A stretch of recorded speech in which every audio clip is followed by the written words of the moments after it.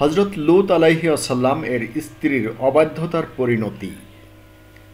আল্লাহ পাকের হুকুমে জাহান্নামের আযাব দানকারী ফেরেশতা নবী হজরত লূত আলাইহিসসালাম তার উম্মতদের জঘন্য অপরাধের শাস্তি স্বরূপ তাদের ধ্বংস করে দেওয়া পয়গাম শোনালে নবী খুব ভেঙে পড়েন।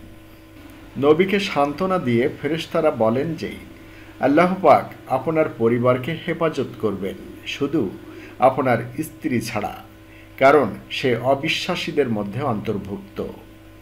এতে হজরত লূত আলাইহিসসালাম আরও বিষণ্ণ হয়ে পড়লে ফেরেশতারা বলেন, যদি আপনার স্ত্রী এই এলাকা ছেড়ে যাবার সময় পিছনে না তাকায় তাহলে সে আল্লাহর গজবে পতিত হবে না।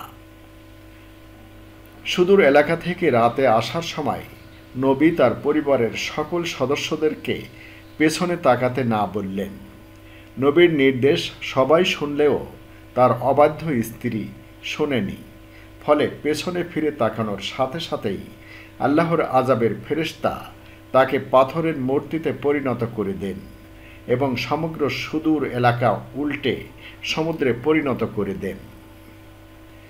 বর্তমানে যে পাথরের স্তম্ভ দেখতে পাচ্ছেন তা নবী লূত আলাইহিসসালাম এর জীবন্ত স্ত্রীর মূর্তি, যা আজও আল্লাহর কুদরতে ধ্বংস হয়নি।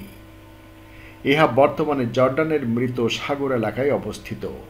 ৫,০০০ বছর ধরে আজও তা অক্ষত রয়েছে।